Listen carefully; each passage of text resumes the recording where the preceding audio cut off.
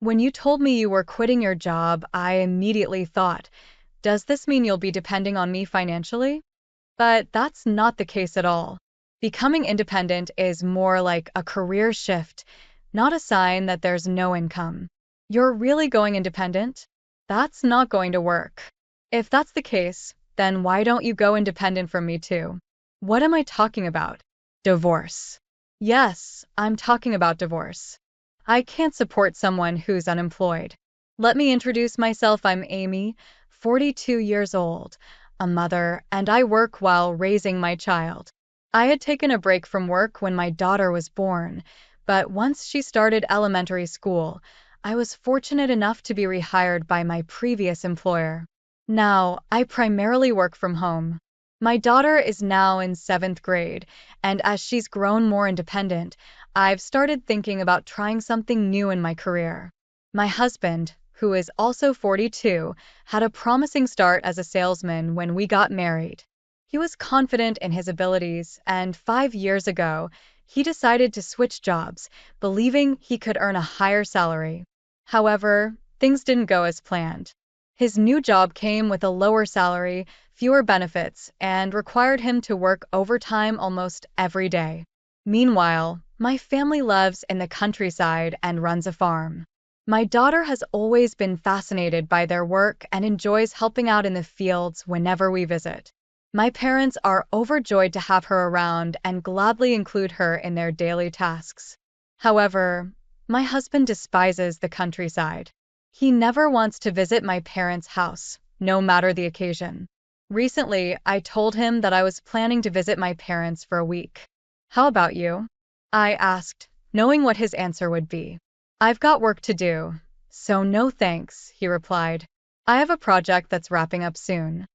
Got it, I said, already expecting his response.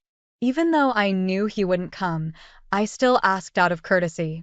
After all, we're a family, and it's important to include him, even if his answer is predictable.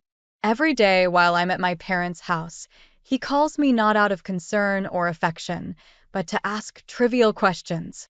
What should I eat today? He'll ask. Just eat the leftovers in the fridge, I'll reply, feeling a mixture of frustration and resignation. It's not that I mind the calls, but they feel more like a lack of self-sufficiency rather than a gesture of love. It makes me wonder, is this the independence I was seeking? Or just another dependency in disguise? I'm not in the mood for that, I said. Then why don't you cook something yourself? I suggested. What? Why should I? I'm tired, he responded, sounding annoyed. Yeah, I know you've worked hard, I replied, trying to keep the peace. Where's my change of clothes? He demanded. They're all folded up in your usual drawer, I answered. Whoa, what's with the folding? You cut corners, he complained. Well, you're on your own then, I thought to myself, feeling increasingly frustrated. This has been my husband's attitude the entire time I've been at my parents' house. He calls and messages me with these trivial complaints, and for the most part, I've just been ignoring him. My husband doesn't like it when our daughter and I go back to my parents' house, and it shows. Every time we return, the house is a mess, overflowing with garbage. Mom, why is the house always so messy when we come back from Grandpa's? My daughter asked. Yes, it's because Dad leaves everything in disarray, I explained. Why do you always clean up the mess, Mom? He's the one who makes it. Shouldn't he clean up after himself? She questioned, her frustration mirroring mine.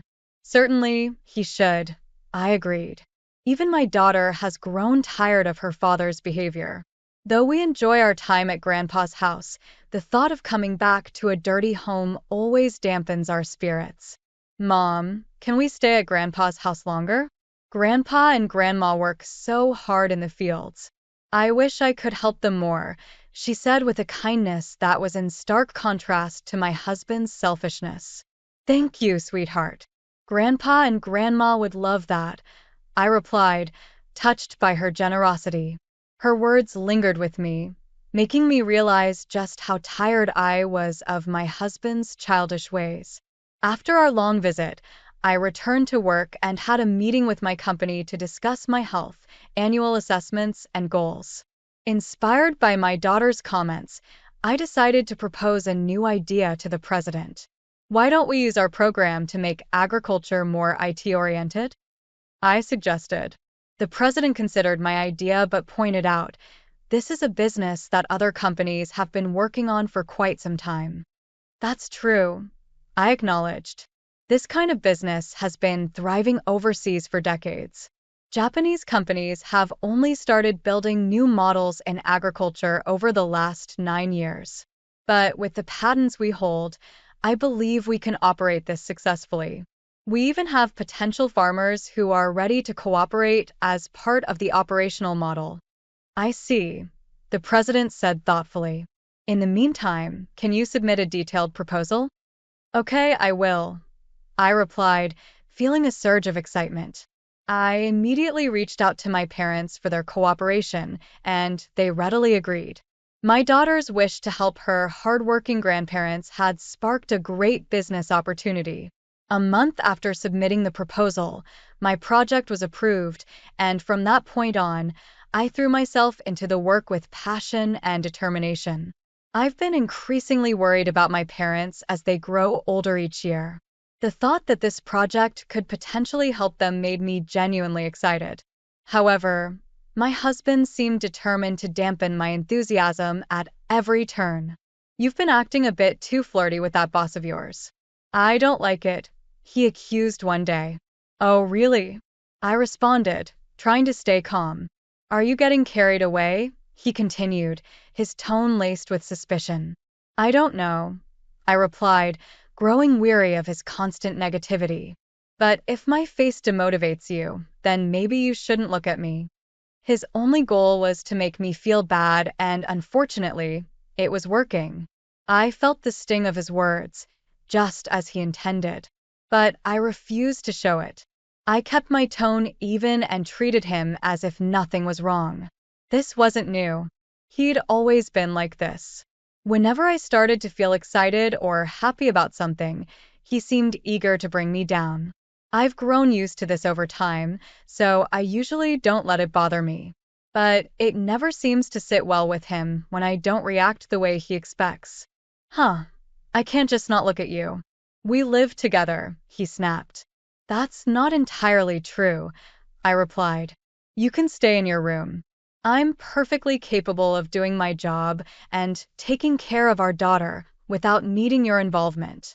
If you took care of yourself, we wouldn't need to have much contact at all. That's not what I'm talking about, he shouted, his voice rising in anger. His yelling left me feeling both frustrated and trapped. I wanted to divorce him, but the thought of explaining it to our daughter made me hesitate. I couldn't make up my mind. When I didn't react to his insults, he turned his criticism toward the farm, trying to hurt me where it really stung. Maybe your inability to read between the lines is because you grew up on a farm in the countryside, he sneered. He was acting like a child, and it took everything in me to stay calm. But when he insulted my parents, it really pushed me to the edge. This time, though, I managed to keep my cool. I was too motivated by the success of my project to let his words bring me down. So, are you saying you can't do your job because you grew up in the city? I shot back. You're crossing the line. Don't be a jerk. No, you are the one who started this, he retorted, and our argument escalated from there. We've been arguing like this a lot lately. He used to be a kind person, but everything changed when he switched jobs. Our relationship deteriorated, even as my work started to thrive. A few months later, after much contemplation and discussions with my company, I made the difficult decision to resign. The constant tension at home had taken its toll, and I knew I needed to make a change, not just for myself, but for my daughter and my future. I made the decision to leave my job and sign a licensing agreement with my current company. I decided it was time to become independent. Of course, I had told my husband about my plans beforehand, but it seems he didn't really listen to me. As soon as I officially resigned from my job, He surprised me by saying he wanted a divorce. You quit your job? Does that mean you're going to live off me? He asked, his voice full of anger. No, that's not true. I responded calmly. Becoming independent is just like making a career change. It doesn't mean I won't have any income. You're going to become independent? Are you kidding me?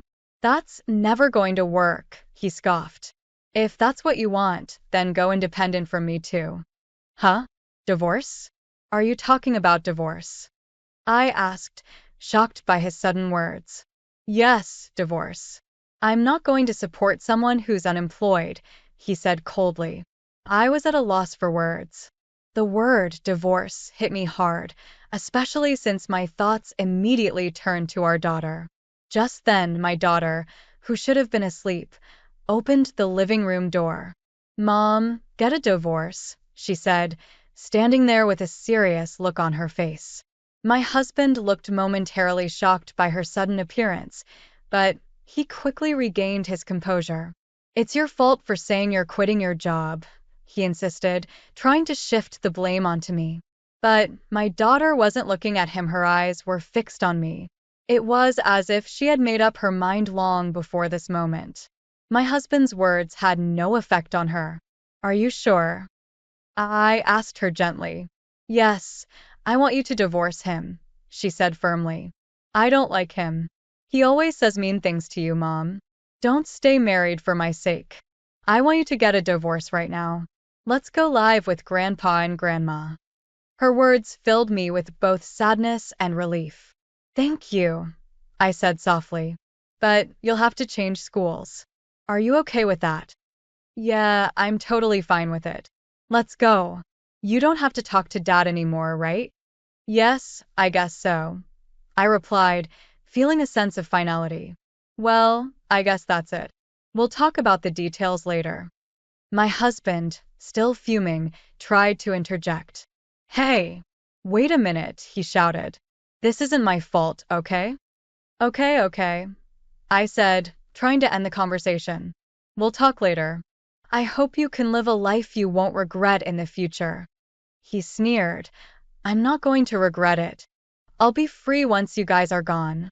With that, I turned my back on him, still ranting and raving, and left the house with my daughter.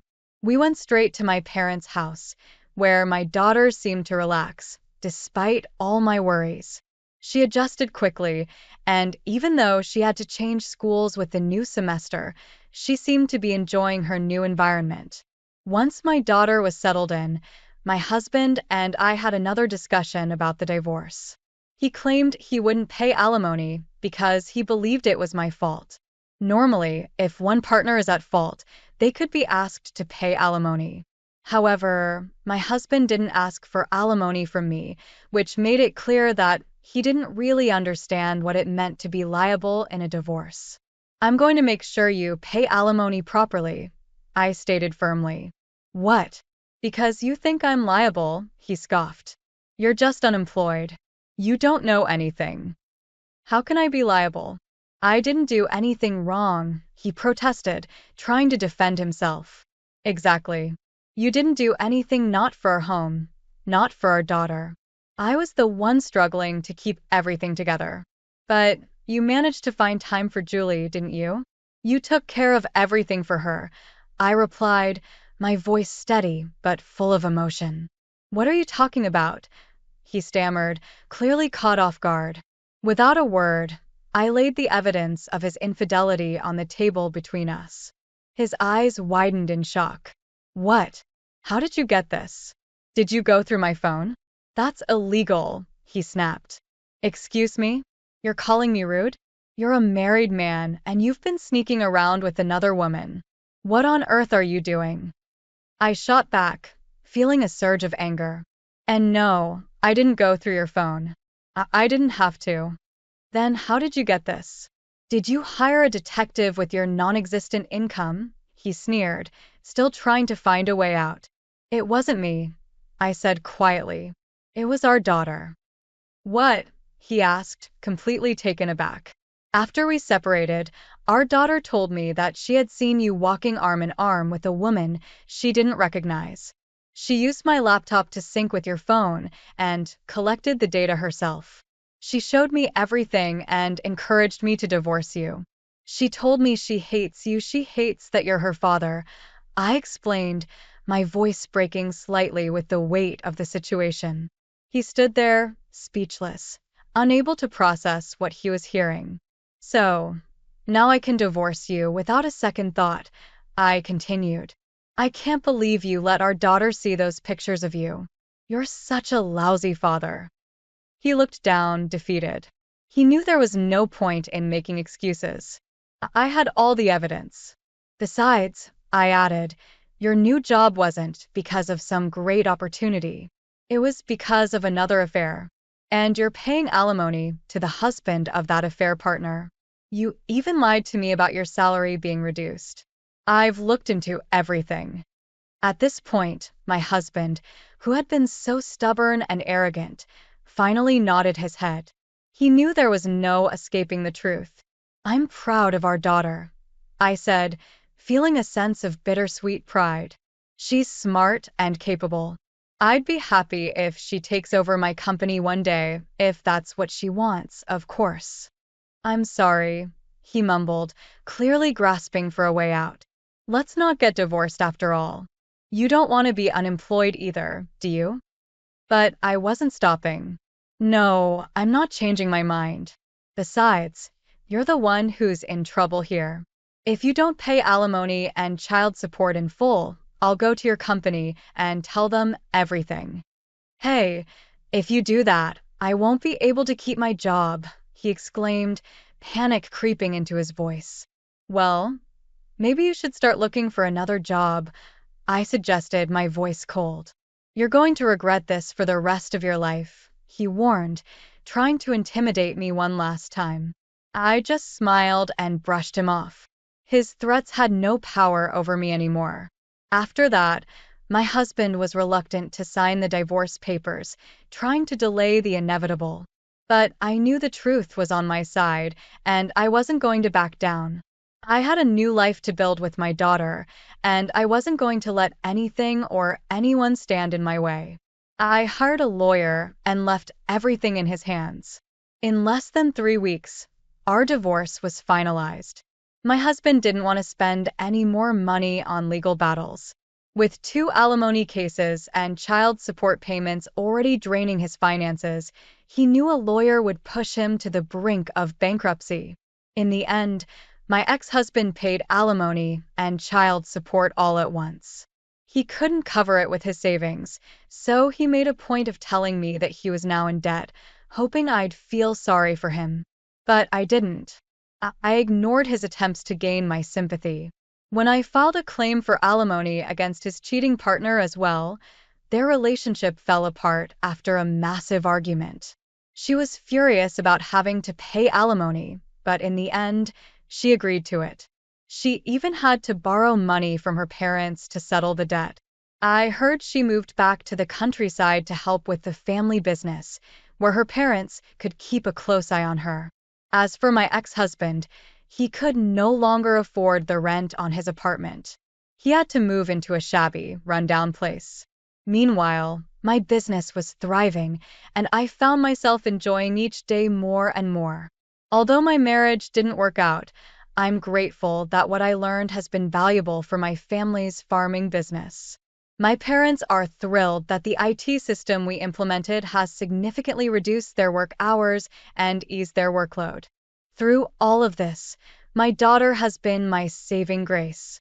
I decided to let her have a smartphone and tablet while she was still in elementary school. There was some hesitation at first, but she has proven to be responsible and uses them wisely.